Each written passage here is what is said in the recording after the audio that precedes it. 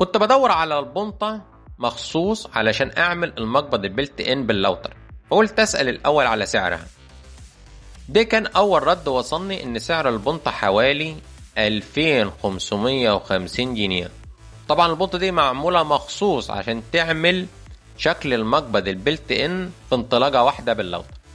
لكن السؤال اللي جه في بالي، هل لازم فعلا البنطة دي علشان نعمل الشكل ده؟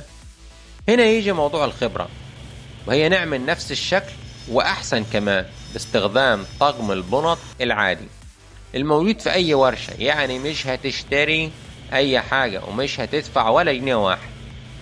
نبدأ أول حاجة على ماكينة الحيليا أو اللوتر باستخدام الحفر أو باستخدام الصينية. هناخد ارتفاع 8 ملي وعمق الجوه 25 ملي، وانا هنا بتحكم في العمق. بعدين ندخل ببنطة الحفر، البنطة العادية خالص من طقم البنط، وبعدين نبتدي نحدد عمق المقبض.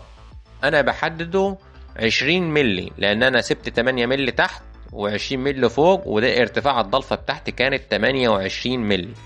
باستخدام اللوتر وبنطة الحفر العادية خالص هنبتدي ان احنا ناخدهم خطوة ورا خطوة عشان ما نخليهمش حمل تقيل على اللوتر. ناخد خط في الاول، نحفر نص قيمة البنطة كده عشان نلاقي الحفر يكون سلس معانا، وناخد خط تاني ناخدهم ورا بعضهم خط ورا خط خط ورا خط كده واحدة واحدة.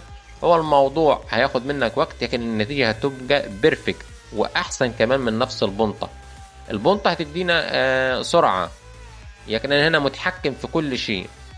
هنا بعدين المسافة اللي هي من السنتر البنطة الى بداية المقبض 18 ملي، اللي هو زي ما انتم شايفين كده دي النتيجة النهائية بعد الحفر. نيجي للمرحلة اللي بعديها، هناخد بنطة كسر حرف الدوران علشان نعمل الدوران اللي في اعلى المقبض. تمام. بالبنطة اللي هي بالبلية هنبتدي ان احنا نكسر حرف الدوران، واغسل معاك الضلفة حوالين داير عشان الشكل كله يكون تمام. ندخل في اللي بعديه بنطة القلم عشان ناخد الشفة المايلة اللي من الداخل. هنظبط باستخدام الملزمة والعمق هيكون 20 ملي. ركزوا معايا في المقاسات لان المقاسات مهمة جدا جدا عشان تطلع نفس المقبض زي ما موجود معانا في الصورة. هنبتدي ندخل دخلة وندخل واحدة واحدة، نخش على بعديها على البنطة اللي بعدها بنطة القلم اللي بتعمل كيرف دوران من الداخل، وكده جبناها من الداخل مدورة.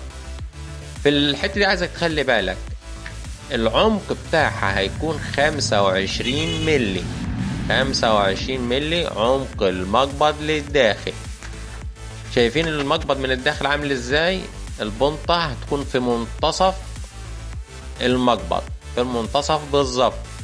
نبتدي ندخل بالبنطة واحدة واحدة. لو انت شغل مصنع وكميات اشتري البنطة، مش خسارة فيها 2550 جنيه. لو انت زي حالاتي ورشة على كدها كل فين وفين ما بيجي المقبض زي كده، اتبع نفس الطريقة. واهم حاجة زي ما بيقولوا الهم حاجة الخبرة هي اللي بتديك نفس الكفاءة وأحسن. الحمد لله على النعمة اللي ربنا عطاها لنا. وأنا حبيت أشارككم نفس الفكرة. إن عجبك الفيديو ادعمنا بلايك واشترك معنا في القناة، واستنوا الفيديو اللي جاي بعد ما نشطب الشغل وأوريكم بعد ما الدهن شكله إيه. سلام ليكم، سلام للجميع.